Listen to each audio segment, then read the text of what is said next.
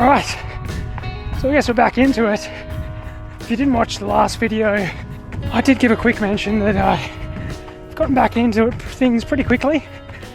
I took 3 days off running after the marathon, jogged for the rest of that week, just did some really short, easy runs, but still did 120 Ks last week.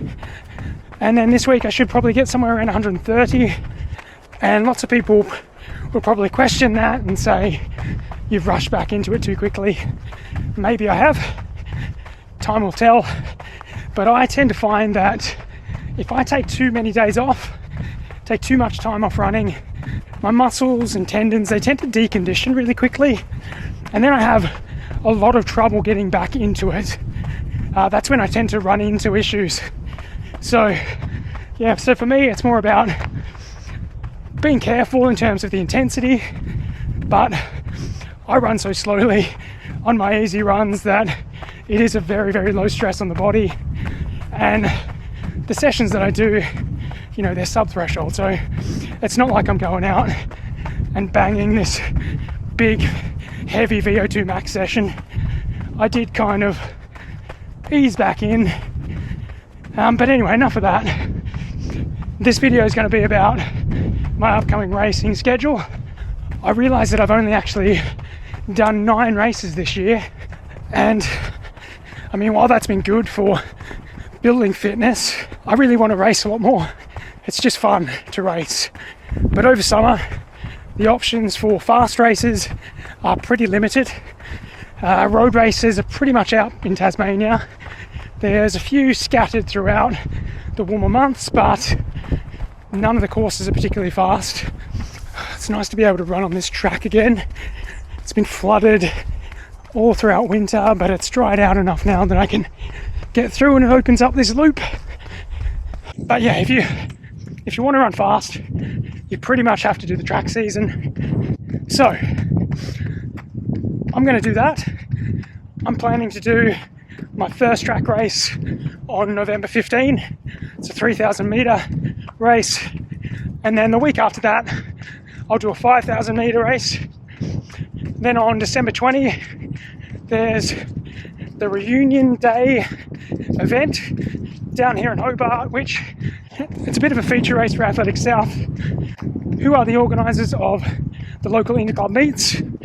They put on this Reunion Day event every year, and I'll be doing the 5,000 metres. Hopefully, I do have to qualify for it, but the standard is 1930. So unless something goes really wrong in that first 5,000 metre race, I should be okay there. So that'll be the 3 races I'll do for the remainder of the year. And then I'm planning to do a half marathon race, which hasn't actually been confirmed yet in terms of the date. I think it's probably likely to be January 11. So that is the Cadbury Half Marathon. It's part of the Cadbury Marathon Festival. Now, it's not a particularly fast course, and it's in the hottest part of the year as well, so early January. Probably looking at maybe 20 to 25 degrees by the end of the race. Some years it's been cooler, but it's very unlikely that people will run fast on that course. But I think doing that will be a nice way to break up the monotony of the track.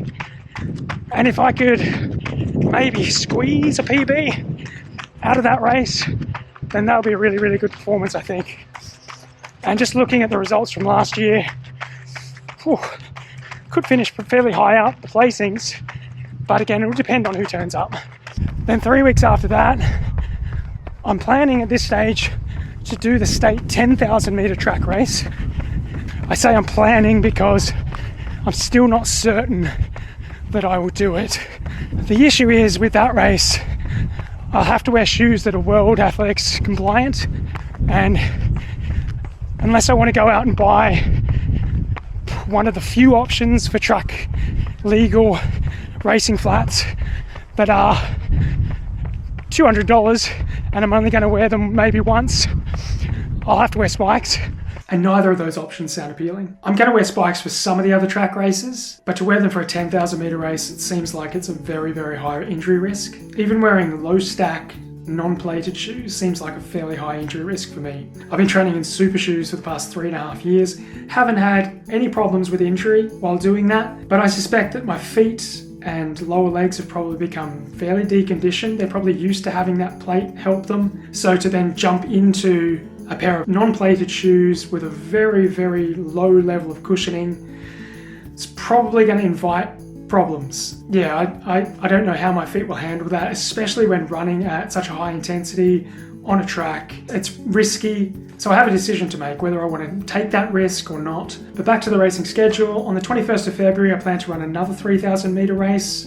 And then at this stage, I'm planning for my final track race of the season to be on March 7th, and that'll be the state 5,000 meters. Now for all of these races, it's a bit of a lottery in terms of the depth of competition. It all depends on who turns up. There's possibly a dozen or so Tasmanians that are faster than me over many of these distances. But having all of those people toe the start line in the same race, it's very, very rare. Many of them choose not to run track at all, while others stick to the middle distance events over summer.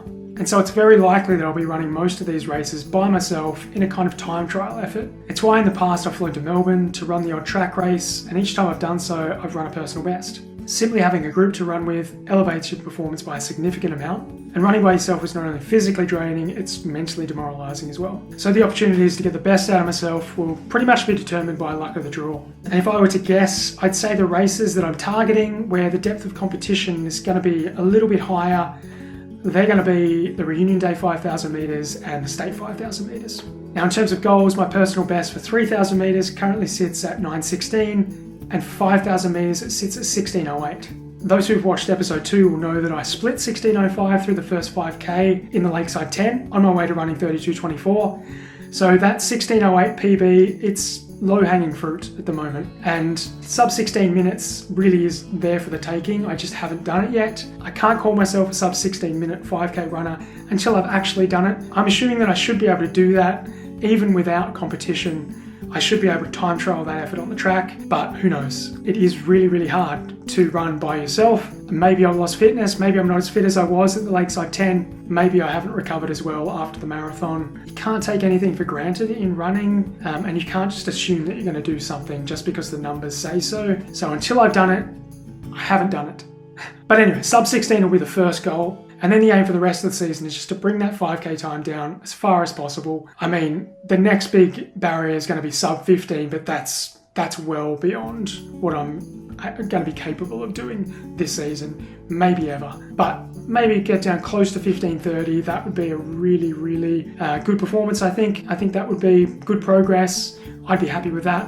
And then in the 3,000 metres, now that's a little bit trickier. I think the training that I do maybe doesn't cater for 3,000 metres quite as well as it does for 5 and especially 10k half marathon. But I mean that sub 9's kind of dangling there. Maybe it's just a little bit out of reach, but it is kind of teasing me a little bit. 9:16, it's still a fair chunk. So I'd have to have a fairly good block of training and be in really, really good shape. I think I'd need to be in better shape than I was at the Lakeside 10 to be able to break 9, but it's not out of the question, or at least in my mind. I just need to get the right race, I think, and obviously be in, really, really good shape. And also in terms of times, I've also become aware that my club keeps records for over 35s, so I've just turned 35 years old, so I'm eligible for that category. And I still consider myself an open athlete, and I'm nowhere near the times for the open category in my club. They're really, really good performances. I think Russell Foley and Grant Page have most of those in the distance events. But just as a bit of fun, I guess those over 35 records, they're within reach. Some of them at least anyway. I only became aware that they existed because I actually ran the over 35 marathon record for my club. Came as a bit of a surprise, but I was actually quite happy with that. It's a nice little bonus. And just looking at the other records, the half marathon record for the future, that's going to be something I'll be targeting. The 10,000 meters at 34 minutes something, that seems very, very achievable. I think that one is weaker because there's only one 10,000 meter race each year and you have to do it on the track, and it's usually quite hot. So although that does look fairly soft compared to the others, it's still not a given. I have to actually do it. I have to run the race, and running in spikes is not something that really appeals to me at all. So it gives out an incentive for me to want to do that 10,000 meter race, but I'm going to have to figure out a way to actually run it without getting injured. And then there's the 5,000 meters. Grant Page, who holds that, he's run obviously much faster in the past. He's had quite a few injuries recently, but he's still running, and he's still running fairly well. And his time of 15:27, that's going to be pretty tough. I think that might be right at the very limit of what is potentially achievable. I think that would require to be in my best possible shape and also to get the best possible race with the best possible conditions to do that. But it's an aim, it's a target, it's something to shoot for. Probably not going to shoot for it in the first race, or maybe not even the second one, but we'll see how it goes. The 3K, I'm not even going to entertain that one. And in terms of training all throughout this period, I've mentioned it, I've hinted at it, I'm going to be just doing pretty much stock standard Norwegian singles. That is 3 sub-threshold sessions a week. In the short term, I'm just going to stick with what is written on paper, 1K reps, 2K reps, 3K reps, or the equivalent time-based intervals. Maybe I'll experiment with some shorter intervals, but still keeping it sub-threshold as the season wears on. Haven't decided yet. I'll see how my performances stack up, how they go in this early part of the season. But yeah, I have no intention to do anything high intensity. Every time I've tried to peak for track races to try and really sharpen up, my performances have just gone backwards. So people keep telling me I need to do that, but all of my experience from the past shows that doesn't work for me. Maybe it works for other people, but it just hasn't worked for me. Maybe I'm at a different stage of development now. Maybe doing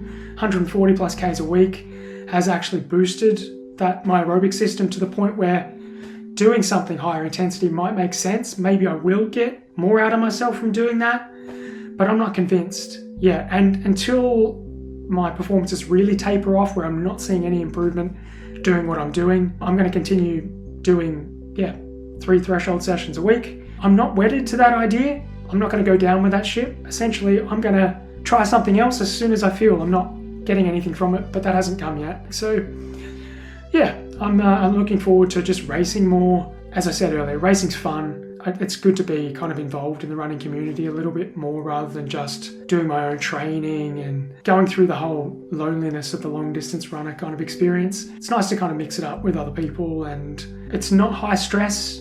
It's not any kind of high pressure thing for me. I don't really care that much about my 3,000 meter performances anymore. It's a bit of fun to me now. Even the 5,000, it's not my aim anymore. It would be nice to lower those times so that means that I've got higher potential at those longer distances. But the 5K, it's not my target event anymore. 10K, yeah, I still really enjoy doing 10K races. I consider myself a bit more of a 10K runner at this stage, and I want to become a better half marathoner and marathoner. So those are the priority, those longer distances now. Summer is really just a bit of fun, and I guess just trying to get a little bit more speed in the legs. So until next time, you can never take your hobby jogging too seriously.